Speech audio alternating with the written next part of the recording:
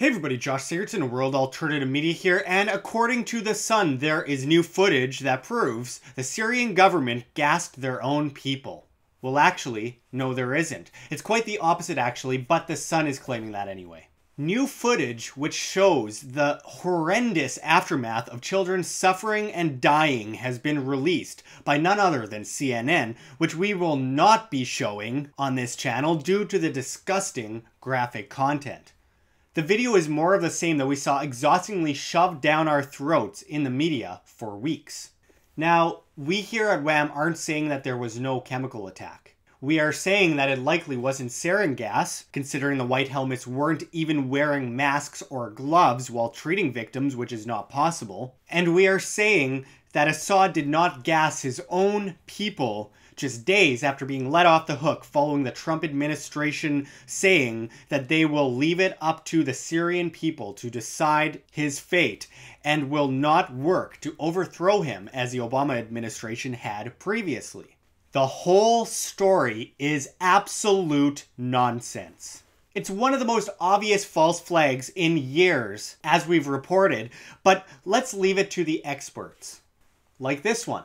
Washington's blog asked MIT rocket scientist and chemical weapons expert Theodore Postel what he thought of the footage. Postel replied, "I agree that the footage is harrowing. However, none of it is new and none of it proves that the Syrian government was the perpetrator of a nerve agent attack.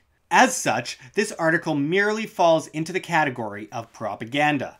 The kindest alternative description of the article is that it might instead be yet another example of bad reporting that mixes ill-considered assumptions with facts that may or may not be relevant to its conclusion. This kind of reporting could actually be encouraging such attacks. If there was a false flag nerve agent attack, this tells the perpetrators that when they engage in the murder of children, they can build a stronger false case against the Syrian government and thereby increase their chances of creating political pressure on the US government to intervene militarily on their behalf. If people are sickened by the inhumanity of these events, they might want to consider alternative explanations of who might be responsible for the immoralities we are seeing. His qualifications are endless and we'll put them up on the screen for you.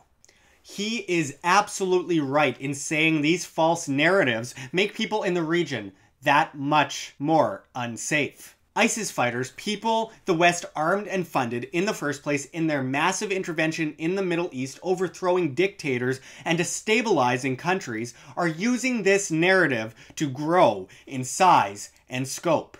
These scumbags can so easily just bomb a place and blame the government, and the people of the West will fall for it without question, thanks to propagated media working to pull on the heartstrings of the people. Government propagating media that will get people to agree to kill hundreds of thousands of children to get justice for just a few dozen. When the CFR and CIA, ISIS, is trying to take over the entire region, it's pretty helpful when the US starts striking their enemies and making it easier for them. Not to mention blaming everything they do on their enemies. This is all part of an elaborate script which has been playing out for decades. And not just that, it creates massive instability between the United States and Russia, which have reached Cold War tensions worthy of concern. We've watched this happen in so many countries already. When will we finally learn? Trump is arming rebels now, just like Obama, Bush, Clinton, Bush, Reagan, Carter, and history repeats again and again and again and again. It's a Hegelian dialectic of problem, reaction, solution, and repeat. And it will never end until we stop blindly falling for every single tear-jerking piece of media propaganda. Voting harder won't fix the problem. The military-industrial complex is stronger than ever. Regardless of the president, the deep state always wins. The deep state is always in charge, and the individuals are collectively enslaved. People are starting to wake up to this, gradually. This is why independent media is being censored and crackdowns on so-called fake news are hitting nearly every social media platform. So we have to be strong and vigilant. We have to be the change. Millions of lives could hang in the balance. Do something or do nothing, and forever ask yourself why you stood there apathetically with millions of lives in the crosshairs. Do you want to be able to sleep at night? Well, it's up to you. For further information on this story, see our video, The Truth About the Syrian Chemical Attack, which breaks down the entire timeline of this blatant false flag.